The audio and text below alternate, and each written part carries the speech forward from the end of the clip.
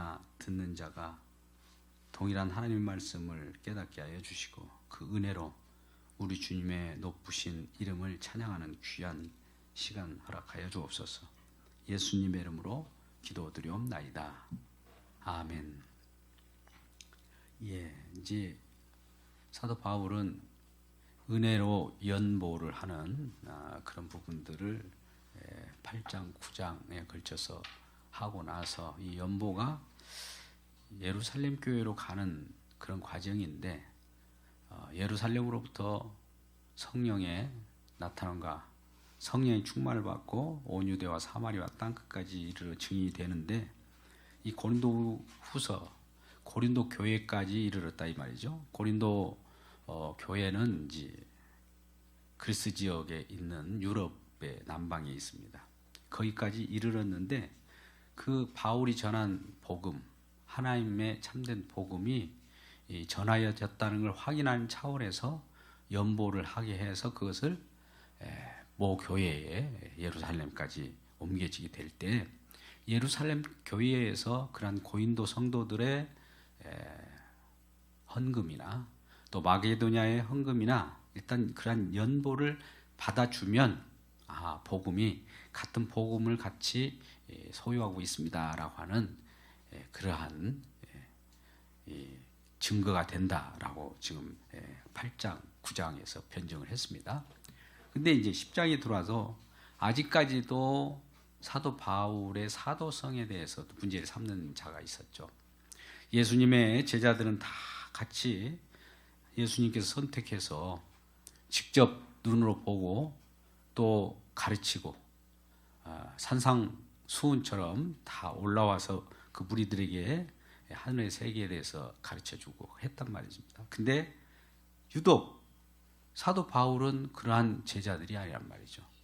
단지 예수를 믿는 자를 핍박하려고 다메섹으로 가는 도중에 예수님을 만난 그런 경우죠. 그래서 예수님을 만나고 그동안 열심으로 하나님을 믿었지만 그 열심이 오히려 예수를 믿는 자를 핍박하고 오히려 예수님을 핍박하는 그러한 형국이 되었으니 그러한 형국을 바로잡기 위해서 우리 사도행전 9장에 보면 이 사도 바울이 빛 가운데 예수님을 만났을 때 그니 눈이 멀어버린 것이죠.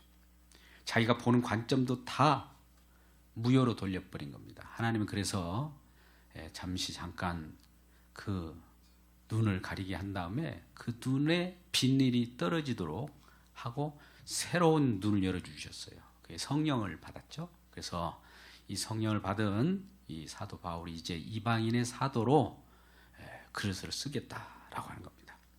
물론 유대 지역 가까운 예루살렘이나 유대나 사마리아 지역에는 그 모 교회에 예수님의 제자들이 주로 성령을 받고 사역을 하죠. 베드로, 요한, 야고보, 빌립, 또 스데반 이런 그러한 예수님의 제자와 또 예수님 제자로부터 또 새롭게 세워지는 그러한 제자들이 그 사역을 하고 이제 저 멀리 아시아와 또 유럽과 더 나아가서는 로마 땅끝까지 복음을 전하는 이방인의 그릇으로 쓰겠다라고 하는 것인지 사도행전 9장에서 이루어졌던 겁니다. 그런 내용을 가지고 우리는 이제 고린도 후서를 지금 마지막 고린도 전서와 더불어 후서를 보게 되는데 사도의 복음을 증거할 때마다 여러 가지 모진 핍박과 박해가 있었고 그 사도 바울이 전하는 것에 대해서 탐탁지 않게 여기는 경우가 있습니다. 그래서 그러한 부분을 오늘 변증하는 내용이에요. 자기 변명이라고 할까요? 나는 내가 자기 자신의 우수성을 드러내는 것이 아니라 하나님에 붙잡혀서 나는 이와 같이 복음을 전했을 뿐이다 라고 하는 것을 말하면서 그동안 고린도 교회에 편지를 보낼 때 편지가 날카로운 편지였지 않습니까? 아주 징계를 가하는 편지, 그것을 꾸짖는 편지 이런 걸 하다 보니까 고린도 교회가 처음에는 이러한 사도 바울에 대해서 마음이 편치 못했던 것이죠. 그래서 또 사도 바울이 직접 고린도 교회에 방문했을 때는 서로 성도들에게 그렇게 유연하게 아주 마음을 터놓고 하는데, 또 고린도 교회에서 멀리 떠나서 고린도 교회에 보내는 편지만큼은 더 강한 거예요. 그래서 고린도 교회 성도들이 생각할 때 이분이 우리를 만날 때는 큰 소리도 못 치면서 멀리 가서는 편지로는 크게 꾸짖는 편지를 쓰는 이 사람은 도대체 사도가 맞아? 이런 불평을 가지고 있었던 것이죠. 그게 10장 1절이에요. 너희를 대면하여, 지금 사도 바울이 말하는 겁니다. 너희 고린도 교회 너희를 고린도 교회 성도들이여 너희를 대면하면 유순하고, 고린도 교회 직접 그 고린도 성도들 만날 때는 유순했단 말이죠. 떠나 있으면 너희에 대하여 담대한다. 여기서는 담대하라고 하는데, 그렇지, 하나님의 편지, 사도 바울의 편지만 하나님의 감동으로 쓴 편지 아니겠어요? 그 편지를 쓸 때는 담대하게 강하게 썼단 말이죠. 담대한 나 바울은 이제 그리스도의 온유와 관용으로 친히 너희를 권하고, 이제 강하게 편지를 보낼 때 눈물의 편지도 보냈고, 그렇기 때문에 처음에는 사도 바울에 대해서 언짢게 생각했던 성도들이 회개에 이르렀다 이거죠. 고린도 후서 7장 10절 말씀 가운데 하나님 뜻대로 하는 근심은 회개를 일으켰다. 처음에 이러한 강한 편지를 보냄으로 성도들이 놀라고 이러한 부담을 주는 편지였는데, 그것이 오히려 많은 사람들, 고린도서의 성도들이 회개에 이르는 그런 편지였다는 것이죠. 그래서 오히려 회개에 이르렀다는 것은 예수 그리스도를 제대로 믿고 믿음 안에 들어왔기 때문에 기뻐하고 기뻐한다라고 하는 거예요. 그러니까 처음에 우리에게 부담이 되는 말씀이라 할지라도, 편지라 할지라도 그것을 믿고 또 회개하게 될 때 회개에 이른 까닭에 하나님께 기쁨이 되고, 우리가 모든 구원받은 백성으로 제대로 된 복음이 같이 나누게 되었다라고 하는 것입니다. 또 2절에 또한 우리를 육신에 따라 행하는 자로 여기는 자들에 대하여 내가 담대히 대하는 같이. 사도 바울은 물론 몸은 육신을 가지고 있기 때문에 육신으로 행하는 것 같지만 자기 육신으로 행하는 것이 하나도 없어요. 말 그대로 성령께서 사로잡아 주셔서 편지를 쓸 때도, 말을 할 때도, 복음을 증거할 때도 성령의 능력으로 그걸 전했기 때문에 그것을 육체로 전했다고 또 이렇게 어거지를 쓰는 그런 무리들에 대해서 담대했다. 나는 그런 육체적으로 이렇게 복음을 전한 것이 아니다 라고 분명히 강하게 발언을 했던 겁니다. 너희와 함께 있을 때 나로 하여금 이 담대한 태도로 대하지 않게 하기를 구하노라.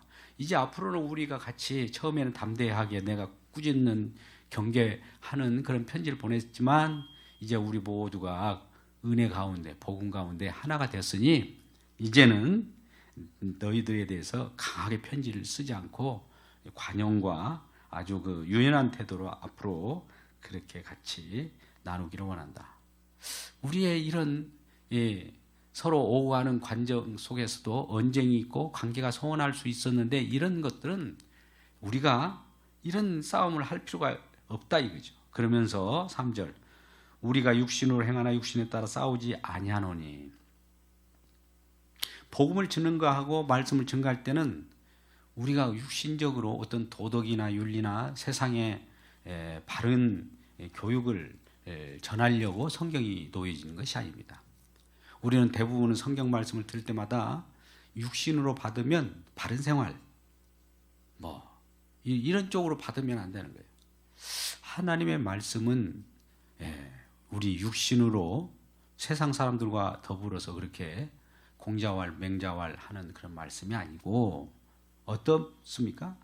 싸우는 무기가 있는데 이 세상 속에서 공중권세 잡는 마귀 사단이 사람들을 동원해서 조종하는 뒤에 배후에 어떤 그 좋지 않는 것들이 있다는 얘기죠. 그들은 죄를 지켜서 사망을 가져해서 뒤에서 그런 사망 가운데 떨어지는 것을 보고 즐거워하는 그런 마귀 사단의 세력에 대해서 싸우는 것인데, 그게 바로 하나님의 능력이라는 거죠. 우리는 우리 능력으로 행하지 않습니다. 하나님의 능력으로 하나님께서 하신 은혜대로 우리가 말씀을 전하게 되는 것이죠. 근데 싸우는 대적들이 가지고 오는 것이 뭐입니까? 4절 말씀 보니까 어떤 견고한 진을 가지고 온다 그러죠. 큰 강팍한 그런 마음들. 여리고성과 같이 도저히 난공불락 같은 그러한 성, 도저히 넘어지지 않는 그런 마음들도 우리에게 갖고 있다는 거죠. 우리 마음이 아무리 예수 그리스도를 전해도 변하지 않을 것처럼 느껴지는 것이 있어요. 우리 주변에도 그러잖아요. 육신으로 생각할 때는 도저히 저 사람은 아무리 해도 변하지 않을 사람이야. 우리가 지레 짐작을 하잖아요. 우리로서는 안 되죠. 근데 하나님의 강력한 무기인 하나님의 능력으로는 아무리 강팍한 자라도 성령이 임하면 무너뜨립니다. 할렐루야. 우리는 에스겔서 36장 26절에서 그러잖아요. 성령이 임하여서 그 마음을 어떻게 해요? 부드럽게 만든다. 이 굳은 마음을 부드럽게 돌려주는 거예요. 그리고 우리에게 새 마음을 주는 거예요. 이전에 있었던 마음이 강팍한 마음이라면 성령이 함께하는 마음은 강팍한 마음과 같이 있을 수가 없기 때문에 우리 마음이 유연한 마음으로 이렇게 변화되는 그런다는 것이죠. 그래서 견고한 진도 무너뜨리는 하나님의 능력이다. 또 모든 인호를 무너뜨린다. 자, 사도 바울이 아단의 아테네라고 하는 그 도시에 가가지고 그 도시 전체를 돌아봅니다. 그랬는데 알지 못한 이름도 없는 그러한 신을 섬기는 자들도 있어요. 얼마나 가지가지 신들이 많은지 자기만의 그 소원을 빌고 그것을 이루어 주기를 원하는 그러한 도시였어요. 아테네가. 거기 가서 변증가들, 말쟁이들, 궤변론자, 철학자들하고 같이 말로 싸움을 한 거죠. 뭐 사도 바울이야 복음으로 싸움을 했지만 그들은 날마다 오늘 최고의 말 잘하는 사람을 세우겠습니다 해가지고 모두가 그걸 들어요. 그리고 최고의 우리에게 기쁨을 주는 행복한 말이었습니다. 뭐 박수를 막 갈채갈치고 그래요. 근데 그러한 곳에 사도 바울이 복음을 증거한다고 그들과 함께 변증을 하네요. 예수 그리스도를 믿음, 예수 그리스도를 전하고 있으니 다른 사람들은 각자 신을 가지고 있고 또 철학적 사유, 이론 이게 무장된 그러한 사람들이 비일비재해 있습니다.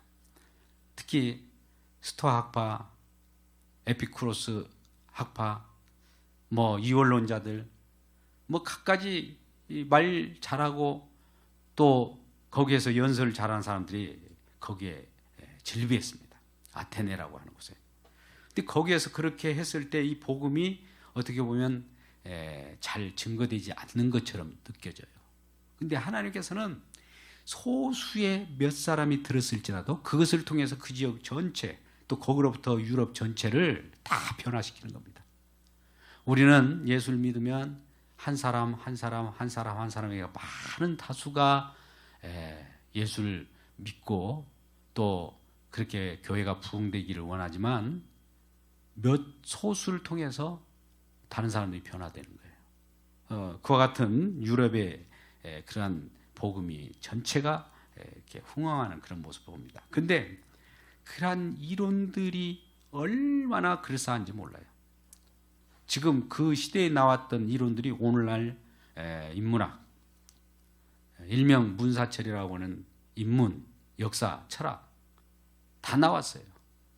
더 나올 것이 없어요. 보면 그것에 좀 깊이 있게 더 나아간다고 하지만 다른 이론이 나올 수가 없습니다. 그걸 가지고 우리의 행복 추구권을 가지고 그것이 진정한 우리의 행복인 양 많은 사람들도 지금도 그렇게 강의를 하고 다니지 않습니까? 인기 있는 강의 우리에게 감동을 준다. 막 눈물도 흘려요. 그것도. 근데 과연 복음이냐 이거죠.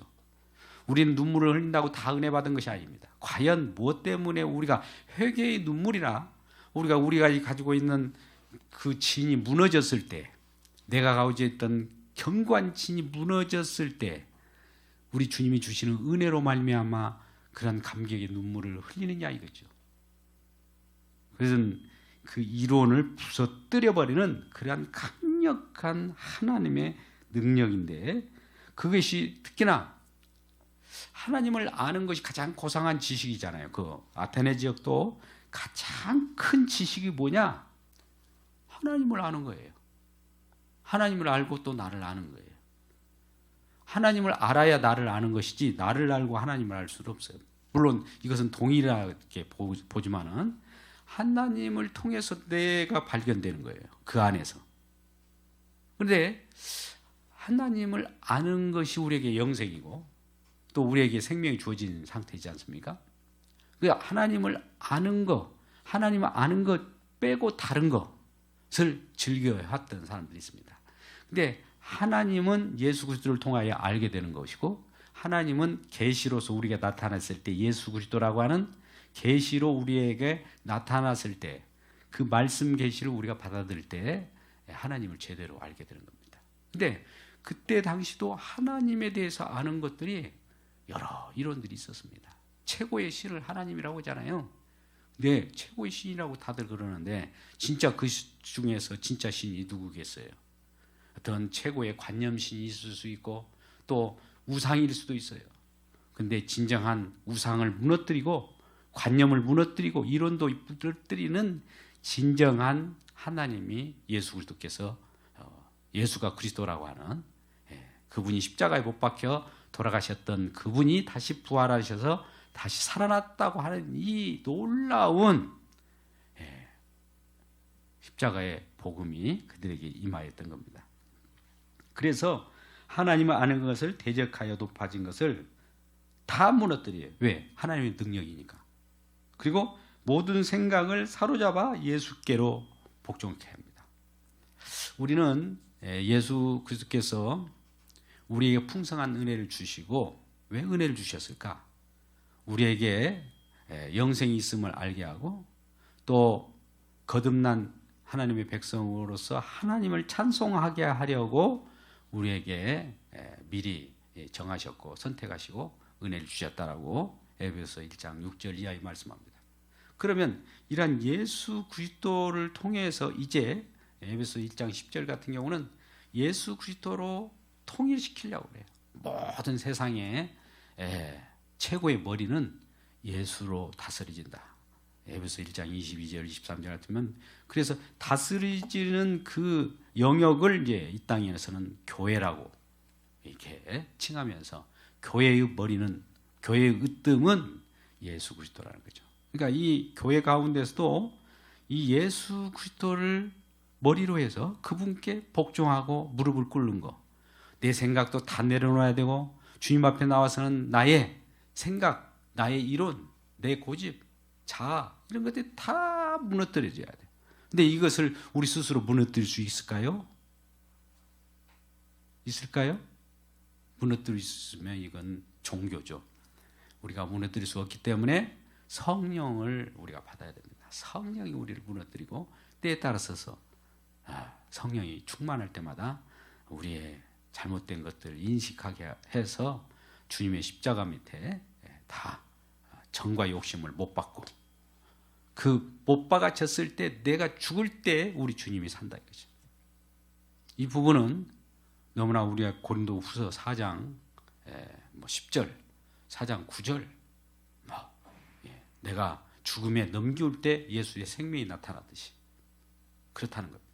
이런 내용을 지금 이제 고린도후서 10장에 가서 얘기하면서 사도 바울도 자기 자신을 사도로서 변증을 해주는 거예요. 나도 하나님의 능력에 의해서 이 복음을 전하는 것이지 내 육신으로 전한 것은 하나도 없었다라고 하는 것을 말씀하면서 6절, 너희 복종이 온전하게 될 때, 예수 그리스도를 앞에서는 무릎을 꿇고 모든 이론을 파하고 내가 내 마음을 주님께 맡길 때에 또 모든 복종지 않는 것을 벌하려고 준비 중이다.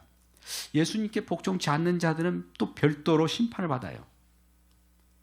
벌을 가할 수가 있어요. 사도 바울이 벌한다고 하지만 사도 바울이 입술로 나오는 것은 하나님 말씀이기 때문에 그대로 그들에게 심판이 되는 겁니다. 그래서 벌하려고, 예수께 복종하지 않는 자들 벌하려고 준비 중에 있다, 이런 말을 합니다. 그러면 7절에 너희는 외모만 보는도다. 그럼에도 불구하고 우리는 이 고린도 교회 사람들 중에 외모를 보는 사람들이 많았어요. 만일 사람이 자기가 그리스도에게 속한 줄을 믿을진데 자기가 그리스도에게 속한 것 같이 우리도 그러한 줄을 자기 속으로 다시 생각할 것이라. 다시 생각해 보라는 거예요.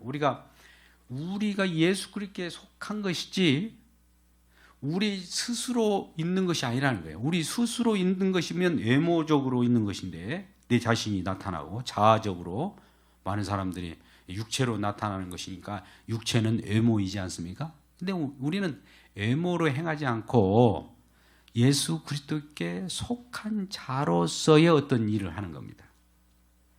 이런 분명한 말씀을 하시면서 8절에 주께서 주신 권세는 너희를 무너뜨리려고 하신 것이 아니라, 사실 너희들 속에 있는 잘못된 것들을 무너뜨리지만 너희 정체성 자체를 완전히 무너뜨려버리고 소멸시켜버린 것이 아니라 우리를 하나님의 권세로 세우려고 하는, 하나님 능력으로 세우려고 하는 것이다, 이거죠.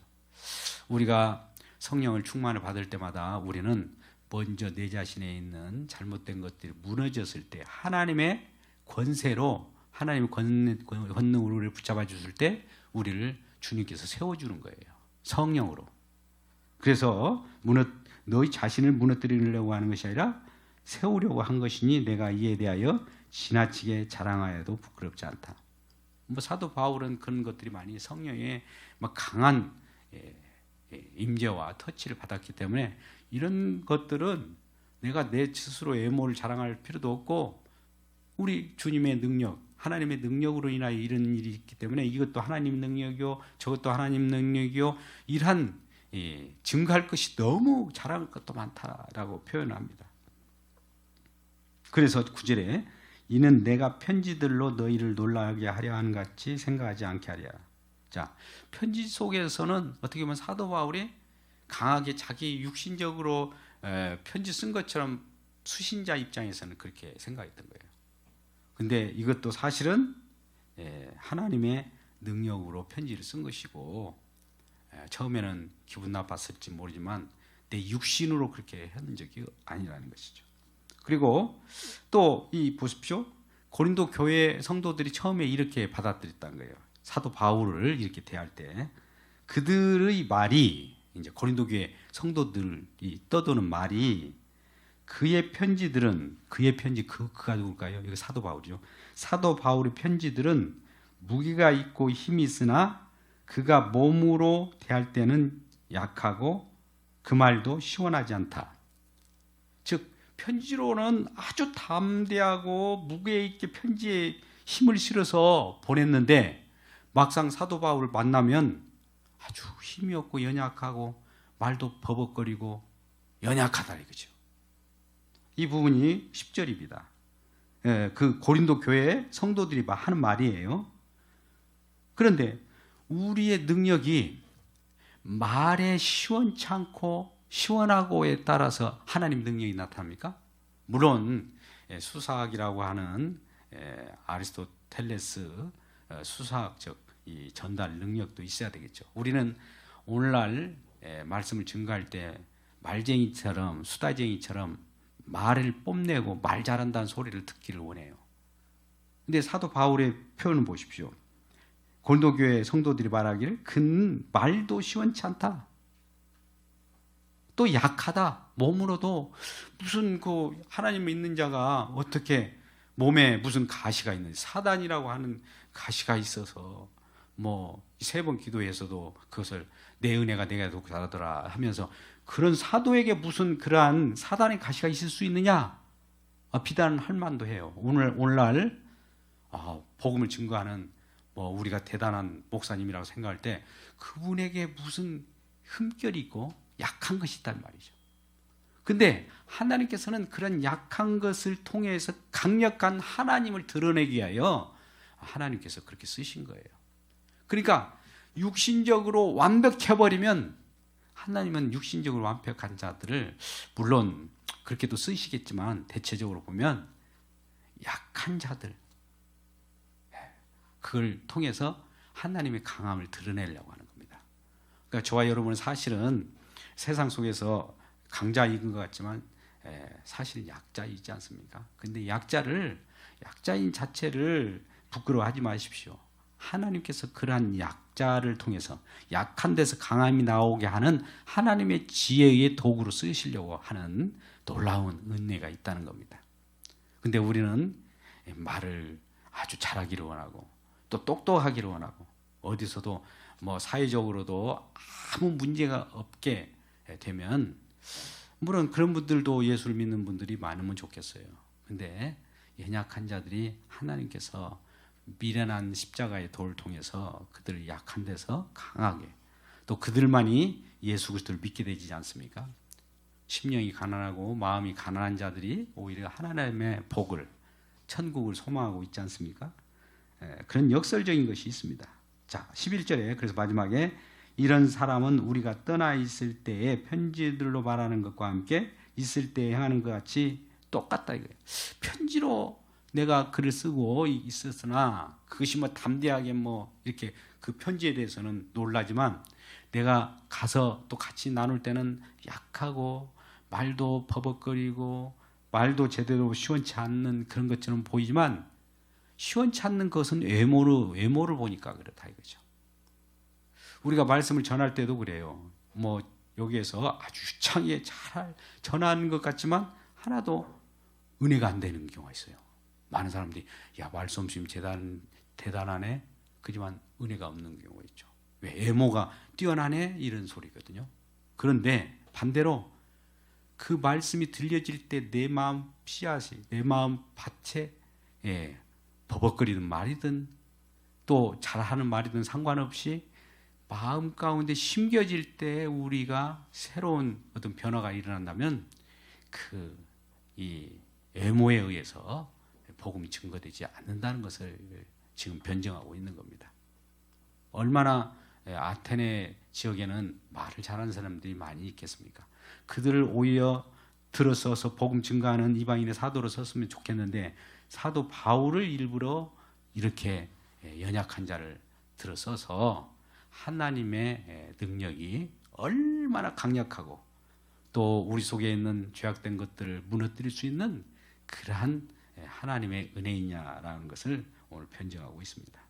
이러한 가운데 우리 모두도 오늘 고린도후서 10장 4절 이하의 말씀 하나님의 능력은 모든 일을 무너뜨리고 또 하나님을 아는 걸 대적하는 것을 높아진 것을 다 무너뜨리고 또 우리 생각마저도 예수 이렇게 복종하게 하는 그런 하나님의 능력을 모두가 다 받고 이러한 강력한 성령의 능력을 체험하는 저와 여러분 되시기를 주님의 이름으로 축복합니다.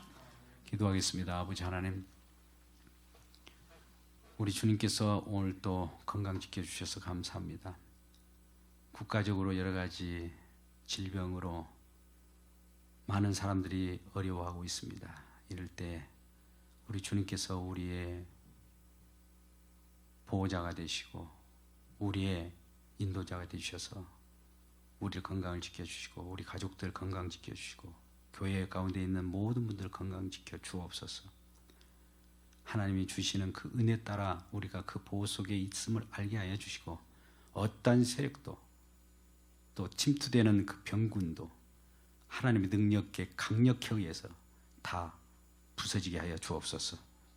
그리하여 우리가 살아가는 모든 것이 우리 주님의 놀라운 사랑임을 알게 하시고 육신적으로 아무리 건강을 우리가 도모하고 챙긴다 할지라도 우리 주님이 은혜가 아니면 우리도 무너질 수밖에 없사오니 주님, 우리 주님께서 건강을 지켜주시고 또 교회 가운데 말씀으로도 건강 지켜주시고 또 여러 가지 신앙생활하는데도 건강 지켜주셔서 모두가 이러한 주님의 능력과 보호 속에 살아갈 수 있도록 도와주옵소서.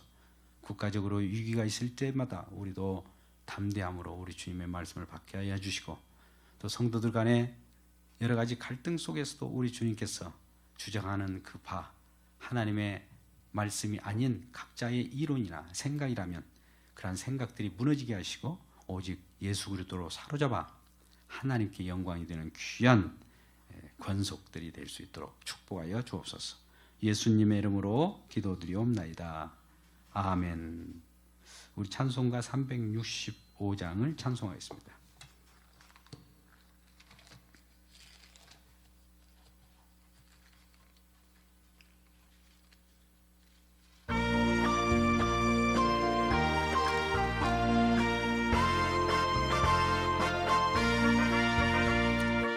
마음속에 근심 있는 사람 주 예수와 아뢰어라.